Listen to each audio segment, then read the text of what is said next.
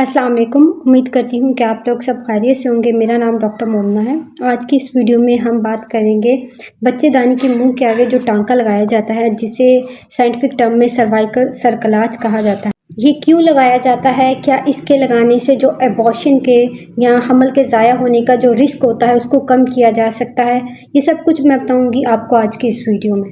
Cervical सर्कलाज के बारे में अक्सर पेशेंट बहुत ज़्यादा सवाल करते हैं कि ये क्यों लगाया जाता है? क्या इसको लगाने से जो प्रेगनेंसी का रिस्क होता है वो कम हो जाता है? वो कहते हैं कि हमें भी लगा दें, हमारी पहले भी अबॉर्शन हो चुके हैं और हम चाहते हैं कि हम इस दफ़ा अपनी प्रेगनेंसी में कंसीव कर लें। तो वो इसके बारे में बहुत ज़्यादा सवाल करते हैं। आज मैं आपको सर्वाइकल सर्कलाज के बारे में डिटेल से बताऊंगी कि ये क्या है, ये क्यों लगाया जाता है और ये किस टाइम पे, हमल के किस टाइम पे, किस वीक पे, किस हफ्ते पे लगाया जाता है और इसके बाद की केयर क्या होती है।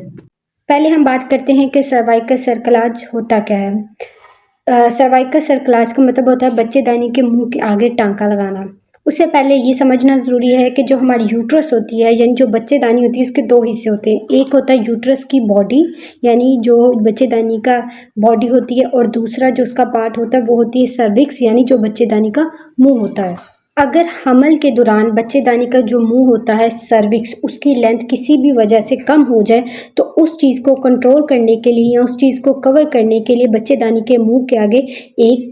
स्टिच लगाया जाता है, एक टांका लगाया जाता है, जिसे कहा जाता है सर्वाइकल सर्कलाज। अब हम बात करते हैं कि ऐसे कौन से पेशेंट होते हैं जिससे हमें ये पता लग जाए कि इनमें सर्वाइकल सर्कलाज करना है, और ऐसे कौन से पेशेंट होते हैं जिससे हमें ये पता लग जाता है कि इनमें सर्वाइकल सर्कलाज को अवॉइड करना है। सबसे पहले वो लोग आ जाते हैं जिनका हमल अपनी प्रेगनेंसी के फर्स्ट 3 मंथ में, यानी फर्स्ट ट्राइमेस्टर में, हमल के पहले 3 महीनों में ज़ाया हो जाता है, यानी उनके पहले 3 महीनों में बच्चे की दिल की धड़कन बंद हो जाती है या ब्लीडिंग स्टार्ट हो जाती है या किसी भी मसले की वजह से उनका एबॉर्शन हो जाता है। तो उन फीमेल्स में, उन ख्वातीन में सर्वाइकल सर्कलाज हेल्प नहीं करता।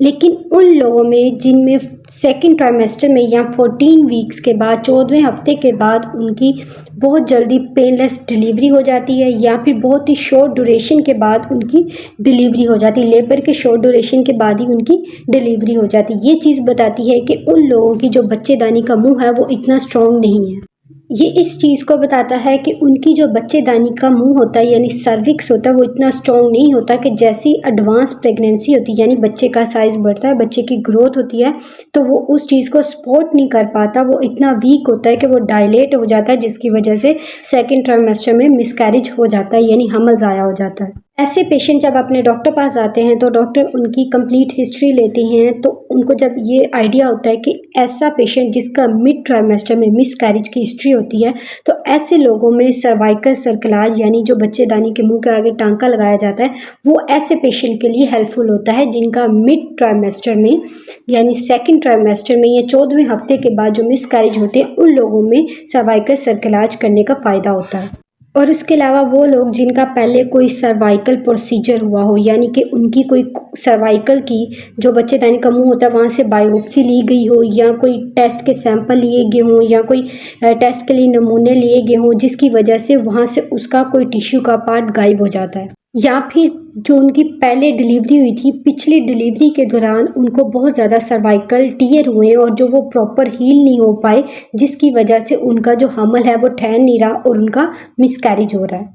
ये वो वजह है जिसकी वजह से पेशेंट में सर्वाइकल इनकॉम्पिटेंस डेवलप हो जाती है। बाज़ औक़ात कुछ पेशेंट्स में ये होता है कि उनमें जेनेटिकली भी ये प्रॉब्लम होती है कि उनका जो सर्विक्स होता है वो इनकॉम्पिटेंस होता है, यानी सर्विक्स इतना स्ट्रॉन्ग नहीं होता,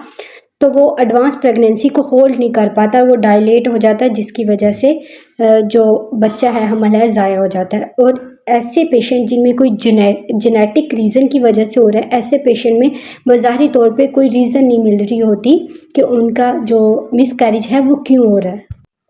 अब हम कैसे पता करेंगे कि जो सर्विक्स है वो इनकॉम्पिटेंट है, यानी ऐसे कौन से टेस्ट करवाने चाहिए जिससे पता लग जाता है कि अब ये टाइम है जिसमें हमें सर्वाइकल सर्कलाज करना पड़ेगा। यूजुअली 12 से 16 हफ्ते के दरमियान, यानी जो 12 से 16 वीक होता है, उस दौरान पे माँ का अल्ट्रासाउंड करवाया जाता है, जिसमें बच्चे की जो नकल ट्रांसलूसेंसी होती है उसको देखा जाता है, और बच्चेदानी का जो मुंह होता है, यानी सर्विक्स होता है, उसका साइज़ देखा जाता है और अगर उसका साइज़ 3 सेंटीमीटर से ज़्यादा हो तो इसका मतलब है कि कोई परेशानी वाली बात नहीं है, ये नॉर्मल है, इसमें कोई प्रॉब्लम नहीं है। अगर इन लोगों में जिनकी सर्विक्स का जो साइज़ है वो नॉर्मल आता है और इनकी कोई पिछली हिस्ट्री हो मिसकैरेज की या पहले कोई सर्विक्स की कोई प्रोसीजर हुआ हो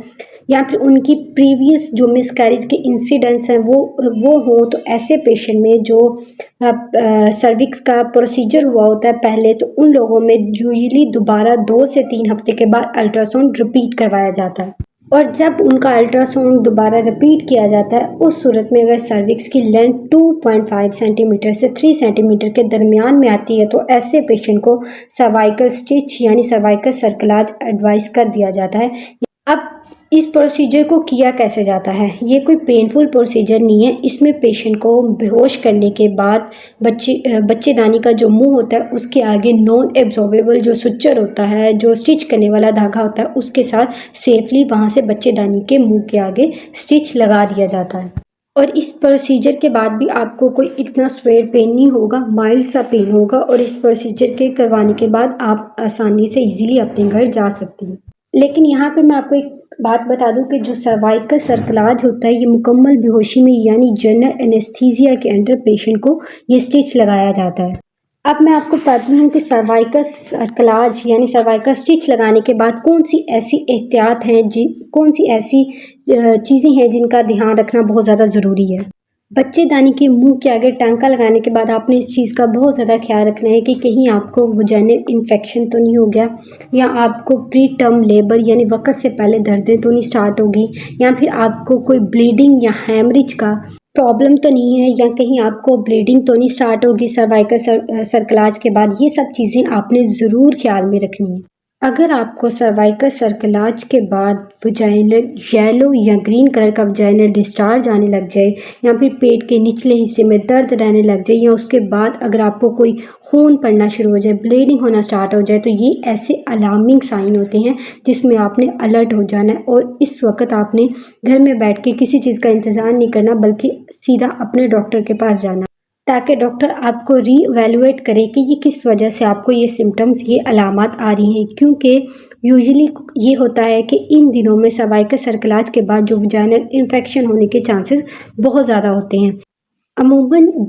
सर्वाइकल सर्कलाज का जो पेशेंट होता है उसको स्टिच के बाद, उसको टांके के बाद 5 से 7 दिन के लिए एंटीबायोटिक्स दी जाती हैं क्योंकि इन्फेक्शन के चांसेस बहुत ज़्यादा होते हैं और अमूमन कुछ डॉक्टर आपको प्रोजेस्टेरोन भी साथ में दे देते हैं। अब ये आपके डॉक्टर पे डिपेंड करता है कि वो आपको ओरली खाने के लिए मेडिसिन दे दे या फिर वजाइनली रखने के लिए मेडिसिन दे दे या फिर इंजेक्शन के फॉर्म पे दे दे, तो ये आपके डॉक्टर पे डिपेंड करता है। तो ऐसे लोग जिनकी मिड ट्राइमेस्टर जो मिसकैरेजेस हैं उनकी हिस्ट्री हो या फिर उनके अंदर 14वें हफ्ते के बाद, अपने हमल के 14वें हफ्ते के बाद अबॉर्शंस की हिस्ट्री हो, तो ऐसे लोगों में सर्वाइकल सर्कलाज या सर्वाइकल स्टिच की एप्लीकेशन के लिए पेशेंट को गाइड किया जाता है ताकि आपकी जो प्रेगनेंसी है उसको प्रोलॉन्ग किया जा सके, जो आपका बेबी है वो हेल्दी हो और आप एक हेल्दी बेबी के साथ अपनी प्रेगनेंसी को लेकर चल सकें। थ्रू आउट द प्रेगनेंसी आपको कोई कॉम्प्लिकेशन ना आए और जो आपके मिसकैरेजेस होते हैं वो वाली चीज़ आपको फेस ना करनी पड़े। उम्मीद करती हूँ कि सर्वाइकल सर्कलाज के हवाले से आज की ये वीडियो आपको पसंद आई होगी। मैं बहुत ही बिजी स्केड्यूल से टाइम निकाल के आपके लिए ये वीडियोस बनाती हूँ। अगर आप चाहते हैं कि मैं इस तरह की और वीडियोस बनाऊँ तो आप मेरे चैनल को सब्सक्राइब करें, मेरे वीडियोस को लाइक करें। अगर आपका सर्वाइकल सर्कलाज से कोई भी क्वेश्चन है तो आप मुझसे कमेंट सेक्शन में पूछ सकते हैं। मिलते हैं नेक्स्ट वीडियो में, तब तक के लिए अल्लाह हाफिज़।